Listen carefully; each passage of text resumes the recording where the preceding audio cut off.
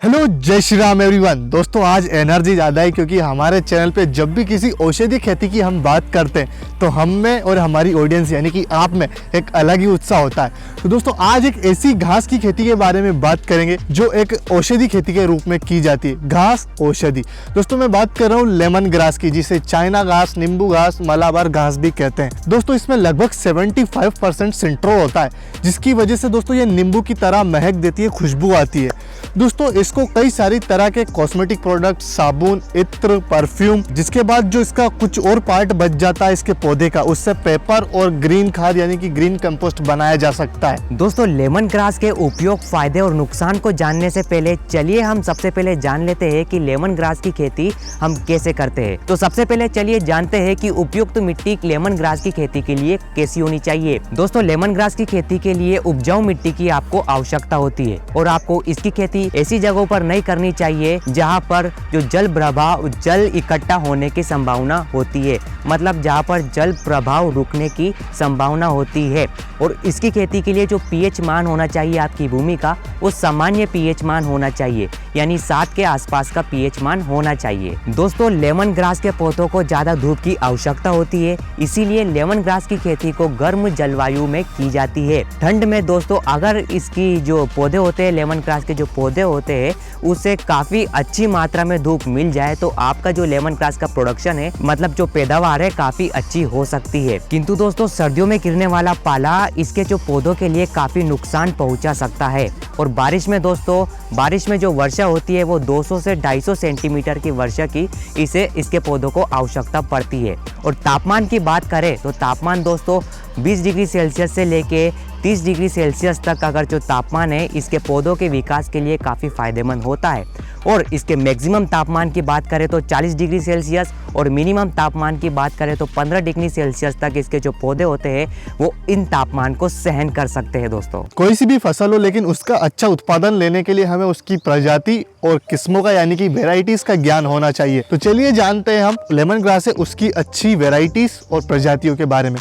तो दोस्तों सबसे पहले हमारी प्रजाति है सिम्बोपोगान फ्लेक्सुओसिस। दोस्तों इस प्रजाति का जो लेमन ग्रास होता है वो दोस्तों उसकी पत्तियां बिल्कुल सीधी होती है, जिसके बाद जो पत्तियां और ट्यूब का मुख्य शिरा होता है, शीर्ष होता है, वो हल्का सा बादामी रंग का यानी कि ब्राउन कलर का होता है। दोस्तों बात करूं इस प्रजाति की सबसे बेस्ट वेराइटीज की ज्यादा उत्पादन लेने के लिए, तो दोस्तों इसमें कृष्णा, जिसके बाद प्रगति, नीमा, कावेरी सबसे पॉपुलर वेराइटीज है। और जो ये वेराइटीज यानी कि जो ये अभी मैंने आपको वेराइटीज बताई है, जो प्रजाति बताई है, ये मुख्य तौर से दोस्तों मध्य प्रदेश और राजस्थान के लिए सबसे बेस्ट मानी जाती है। अब इसी के साथ हमारी जो अगली प्रजाति है लेमन ग्रास की वो है सिम्बोपोगान पेंडुलस। दोस्तों ये जो प्रजाति है लेमन ग्रास, इसका जो पत्ता होता है वो डार्क ग्रीन कलर का यानी कि गहरा हरा होता है, जिसके बाद जो ट्यूब होता है वो हल्के से बादामी रंग की होती है। दोस्तों इसकी बात करूं बेस्ट वेराइटीज की उत्पादन के मद्देनजर रखते हुए, तो बेस्ट उत्पादन लेने के लिए दोस्तों इस प्रजाति की दोस्तों बेस्ट वेराइटी है चिरहित और प्रमाण, और इसी को बोते हैं अधिकतर लोग। हमारी अगली प्रजाति है लेमन ग्रास की वो है सिम्बोपोगान क्रॉस प्रजाति। दोस्तों इसमें ये लेमन ग्रास की वो प्रजाति है जिसमें 2-3 तरह के लेमन ग्रास को क्रॉस करके नया बीज बनाया गया, और इसमें सबसे पॉपुलर वेराइटी है दोस्तों CKP25। दोस्तों ये जो किस्म है, ये इसका पूरा पौधा जिसकी मतलब ट्यूब, पत्तियां सब कुछ हरे रंग की होती है और छोटे आकार की होती है। और इसके बाद इस क्रॉस वाली कैटेगरी में ही दूसरी वेराइटी है वो है OD19, जो कि दोस्तों ओडाकली लेमन ग्रास की एक किस्म है। दोस्तों ये जो किस्म है इसको दोस्तों एर्नाकुलम केरला द्वारा मतलब क्रॉस करके बनाया गया है, और इसको दोस्तों ज्यादा पैदावार लेने के लिए बनाया गया है। बात करूं इससे दोस्तों जो ऑयल का उत्पादन होता है इस वेराइटी की जो पत्तियां हैं उससे, तो दोस्तों लगभग एक हेक्टेयर में आपको लगभग 200 से 250 किलो तक का आपको दोस्तों तेल प्राप्त होता है। किसी भी फसल को उगाने से पहले सबसे पहले उसके खेत की तैयारी करना काफी जरूरी होता है। इसीलिए चलिए अब जानते हैं लेमन ग्रास की खेती के लिए उसके खेत को किस प्रकार से आप तैयार कर सकते हैं। दोस्तों लेमन ग्रास की खेती के लिए आपको भुरभुरी मिट्टी की आवश्यकता होती है, इसलिए दोस्तों आपको सबसे पहले आपके खेत में गहरी जुताई कर देनी चाहिए। पहली जुताई करने के बाद आपको आपके खेत में गोबर की खाद को डाल देना है। दोस्तों गोबर की खाद को डालने के बाद आपको आपके खेत में 2 से 3 बार तिरछी जुताई कर देनी चाहिए ताकि आपका जो खाद है वो आपके मिट्टी के साथ अच्छे से मिल सके। और 2 से 3 बार तिरछी जुताई करने के बाद आपको क्या करना है, आपके जो खेत में एक बार पानी फेर देना है। जी हाँ दोस्तों, पानी फेरने के बाद आपको एक और बार जुताई कर देनी चाहिए ताकि आपके जो मिट्टी के बड़े बड़े कटले हैं, बड़े बड़े पत्थर है मिट्टी के, वो टूट जाए और आपकी जो मिट्टी है वो भुरभुरी हो सके दोस्तों। और लास्ट में इसके बाद आपको क्या करना है, आपको आपके खेत में पाटा चलाकर आपके खेत की मिट्टी को समतल कर देना है, एक लेवल में ला देना है। इसके बाद आप आपके खेत में क्वारियाँ बना सकते हैं, मेड़ बना सकते हैं ताकि आपको जो बाद में सिंचाई के समय या फिर बुआई के समय आपको आसानी हो सके दोस्तों। तो इस प्रकार से आप लेमन ग्रास के लिए आप अपनी खेत की तैयारी कर सकते हैं। दोस्तों अगर आप अपने लेमन ग्रास की खेती में रासायनिक खादों का उपयोग करना चाहते हैं तो दोस्तों सबसे पहले आपको जुताई के वक्त आपको लगभग 1 हेक्टेयर लैंड में, 1 हेक्टेयर जमीन में लगभग 2 बोरे NPK खाद के देने चाहिए। वहीं जब आप कटाई कर ले, हार्वेस्टिंग कर ले अपनी लेमन ग्रास की, उसके बाद आपको लगभग 1 एकड़ में 20 से 25 किलो आपको नाइट्रोजन देना चाहिए। नाइट्रोजन देने, कटाई के बाद नाइट्रोजन देने से क्या फ़ायदा होता है वो मैं आपको बताता हूँ कि जब लेमन ग्रास है वो फिर से उगने लगेगी और जल्दी उसकी नई शाखाएं फिर से बढ़ने लगेगी। तो इसलिए आपका जल्दी पौधा ग्रो करे, फिर से नई बार अगली बार फिर से जल्दी कटाई कर सके, इसलिए इन चीज़ों का आपको ध्यान रखना है। चलिए लेमन ग्रास की अब दोस्तों अपन बोने की विधि को समझ लेते हैं। तो दोस्तों लेमन ग्रास को अपन 2 तरीके से बो सकते हैं। पहले तो डायरेक्ट बीज के माध्यम से आप अपने खेत में बो सकते हैं, या फिर दूसरा आप उसको कलम से पौध तैयार कर भी लगा सकते हैं।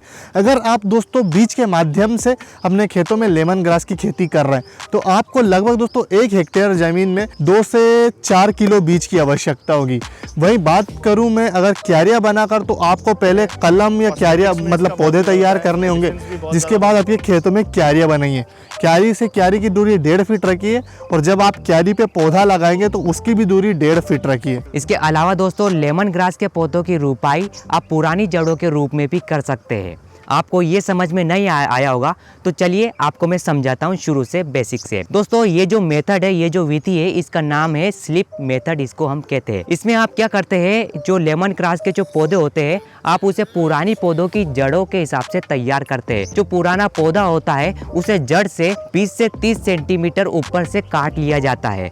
वो जो जड़ होती है उसे अलग कर लिया जाता है। जो जड़ होती है, कटी हुई जड़ होती है, उसे अलग कर लेते हैं। फिर सभी अलग अलग जो जड़ होते हैं उसे अलग अलग जगह हम लगा देते हैं। 3 से 4 सेंटीमीटर खेत में गहराई में उन्हें लगा देते हैं। तो ये जो विधि है दोस्तों, ये काफी फायदेमंद विधि मानी जाती है, लेमन ग्रास की रोपाई की ये विधि। इसके अलावा दोस्तों लेमन ग्रास की रोपाई के लिए बारिश का मौसम सबसे उपयुक्त माना जाता है, क्योंकि इस समय में आपको किसी और अन्य सिंचाई के माध्यम से आपको पौधों को सिंचाई करने की आवश्यकता नहीं होती है। इसके अलावा दोस्तों आप इसके लेमन ग्रास के पौधों की सिंचाई मार्च के महीने में भी कर सकते हैं, वो भी काफी अच्छा फायदेमंद होगा। दोस्तों चलिए बात करते हैं लेमन ग्रास की खेती में सिंचाई की, यानी कि इरिगेशन की। तो दोस्तों चूंकि अपन लेमन ग्रास की खेती को अपन बारिश के मौसम में करते हैं, बोते हैं, मतलब उसी मौसम में लगाते हैं। अपन लगा तो मार्च में भी सकते हैं, लेकिन अगर बारिश के मौसम में लगाओगे तो आपको शुरुआत में पानी देने की कोई आवश्यकता नहीं होगी। और दोस्तों लेमन ग्रास की खेती से लगभग एक बार लेमन ग्रास से आप 5 बार तक फसल ले सकते हैं। इसीलिए दोस्तों आप लगभग जितने बार लगाएंगे, आपने लेमन ग्रास लगाई उसके तुरंत बाद पानी चला दीजिए। 2 महीने में आपकी लेमन ग्रास कटने लायक हो जाएगी। उसको काट लें, फिर से पानी चला दें, फिर से 2 महीने में वो उगने लग जाएगी। लेकिन हाँ, इसके बीच में भी आपको पानी चलाना है। लगभग दोस्तों अगर गर्मी का मौसम है तो लगभग आपको हर 1 हफ्ते में पानी चलाना ही होगा लेमन ग्रास में। वहीं अगर दोस्तों मौसम है अपना सर्दी का, तो वहाँ पे आप 20-25 दिन के अंतराल में पानी दे सकते हैं। दोस्तों वैसे तो आप कम पानी में भी लेमन ग्रास की खेती कर सकते हैं, लेकिन उससे आपके जो उत्पादन है उस पर फर्क पड़ेगा। तो अच्छा उत्पादन लेने के लिए आपको, जैसे मैंने बताया, उस हिसाब से आपको सिंचाई करना चाहिए। दोस्तों लेमन ग्रास हो या फिर कोई सी दूसरी फसल हो, अपनी फसल के साथ साथ जो खरपतवार का प्रकोप है वो आ ही जाता है। इसीलिए हमें लेमन ग्रास को भी खरपतवार से काफ़ी बचाना होता है और शुरुआत के 2 महीने में तो हमें इस पर ज़्यादा ध्यान देकर काम करना होता है। इन खरपतवार से हमें अपनी लेमन ग्रास की फसल को बचाना होता है। तो इसके लिए सबसे अच्छी विधि है निराई गुड़ाई करना। निराई गुड़ाई तो आप समझते ही होंगे, इसके ऊपर भी हमने एक डेडिकेटेड वीडियो बना रखा है निराई गुड़ाई के ऊपर। अगर आपने वो वीडियो नहीं देखी है तो उस वीडियो को लिंक आपको आई बटन और डिस्क्रिप्शन में मिल जाएगा। तो चलिए अब अपने टॉपिक पर चलते हैं तो सबसे पहली विधि है निराई गुड़ाई। तो आपको निराई गुड़ाई करना है लेमन ग्रास की फसल को खरपतवार से बचाने के लिए। तो आपको पहली निराई गुड़ाई लेमन ग्रास के रोपाई के 10-15 दिन के बाद आपको पहली निराई गुड़ाई करनी है। उसके बाद आप दूसरी और तीसरी निराई गुड़ाई आप 10-15 दिन के बीच बीच में कर सकते हैं। उसके बाद कटाई के तुरंत बाद भी आपको लेमन ग्रास की फसल पर निराई गुड़ाई करनी है। और अगर आप रासायनिक तरीके से अगर आप रासायनिक तरीके से आपका जो खरपतवार है उसे नष्ट करना चाहते हैं तो उसके लिए आपको खेत में डायूरान और ऑक्सीफ्लोरोफेन का छिड़काव करना चाहिए इन खरपतवार को नष्ट करने के लिए। दोस्तों अब बात करते हैं जो हमारी लेमन ग्रास की फसल है उसमें लगने वाले कीट और रोग की। तो सबसे पहला रोग है दीमक का रोग। दोस्तों ये हमारी लेमन ग्रास की फसल की किसी भी अवस्था में दीमक उसमें लग सकता है, लेकिन सबसे ज़्यादा खतरा रहता है जब पौधा अंकुरण करता है तब। तो उस अवस्था में हमें सबसे ज़्यादा ध्यान रखना होता है। और दोस्तों इसकी पहचान कैसे करें? तो दोस्तों दीमक रोग के लिए जो आपका पौधा होता है, जहाँ पर भी दीमक रोग इसका प्रभाव डाल रहा है वहाँ पर दोस्तों है ना आपका जो पौधा है सूखकर पीले पड़ने लगता है। और अगर सही समय पर अपन ने इसका उपचार नहीं किया तो कुछ ही समय बाद दोस्तों पूरा पौधा सूखकर पीला पड़कर नीचे गिर जाएगा, मर जाएगा। वहीं बात करूं दोस्तों इसका उपचार की, तो आप दोस्तों इसमें एक केमिकल आता है, दवाई आती है जिसको अपन कहते हैं क्लोरोपाइरीफास, उसका छिड़काव कर सकते हैं। दोस्तों दूसरा जो रोग है लेमन ग्रास पर लगने वाला वो है सफ़ेद मक्खी का रोग। दोस्तों ये जो सफ़ेद मक्खी का रोग है वो कीट के रूप में आपके लेमन ग्रास पर आक्रमण करता है, जो आपके जो लेमन ग्रास की पैदावार है उस पर काफ़ी ज़्यादा प्रभाव डालता है।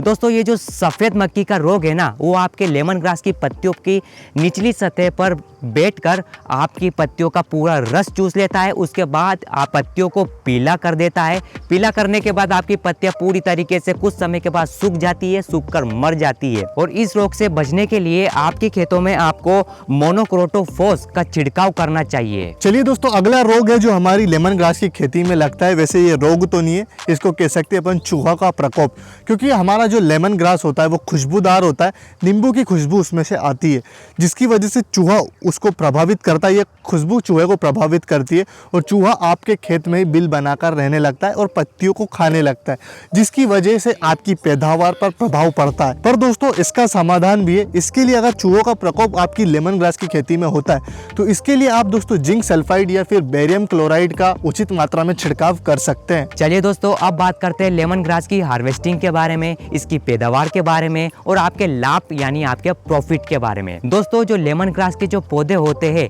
वो 60 से 90 के दिनों के बीच में कटाई के लिए तैयार हो जाते हैं। यानी रोपाई के 60 से 90 दिनों के बाद लेमन ग्रास के पौधे कटाई के लिए बिल्कुल तैयार हो जाते हैं। और दोस्तों इसके जो पौधे होते हैं ये पूरी तरह से तैयार होने के बाद ये आपको लगातार 5 साल तक पैदावार देते रहते हैं और पैदावार देते रहते हैं। और आप देखोगे कि पहली कटाई से दूसरी कटाई तक आपके जो पैदावार है वो बढ़ती ही जाती है। मतलब जैसे जैसे आप कटाई करते जाओगे पौधों की, आपकी जो पैदावार है वो बढ़ती ही जाती है। और लेमन ग्रास की पहली कटाई दोस्तों रोपाई के 3 महीने के बाद की जाती है। और कटाई के समय आपको एक बात का ध्यान रखना है कि जब भी आप लेमन ग्रास के पौधों की कटाई करें तो पौधों को आप 10 से 12 सेंटीमीटर ऊपर से ही काटे ताकि जो नए पौधे का विकास अच्छे से हो सके। तो इस बात का आप जरूर ध्यान रखें पौधों की हार्वेस्टिंग के टाइम पर। चलिए दोस्तों अब बात करते हैं इससे कितना उत्पादन होगा, कितना तेल आप बना सकते हैं, कितना आप कमा सकते हैं। तो दोस्तों लगभग 1 साल में आप जितनी भी कटाई करेंगे उससे लगभग आपको 100 टन पत्तियां प्राप्त होगी। और आश्वासन विधि के चलते दोस्तों आप लगभग इनसे 5 कुंटल तक आप तेल प्राप्त कर सकेंगे इन सारी 100 टन पत्तियों से। और बात करूं इस तेल की कीमत की तो दोस्तों मार्केट में 1 लीटर तेल की कीमत लगभग दोस्तों 1200 रुपए से किलो 1200 रुपए प्रति किलो से ज्यादा की है। तो इस हिसाब से लगभग आप 1 हेक्टेयर भूमि से लगभग 3 से 4 लाख रुपए से भी ज्यादा कमा सकते हैं। तो दोस्तों ये था हमारा प्रयास आपको बताने का लेमन ग्रास की खेती किस तरीके से की जाती है।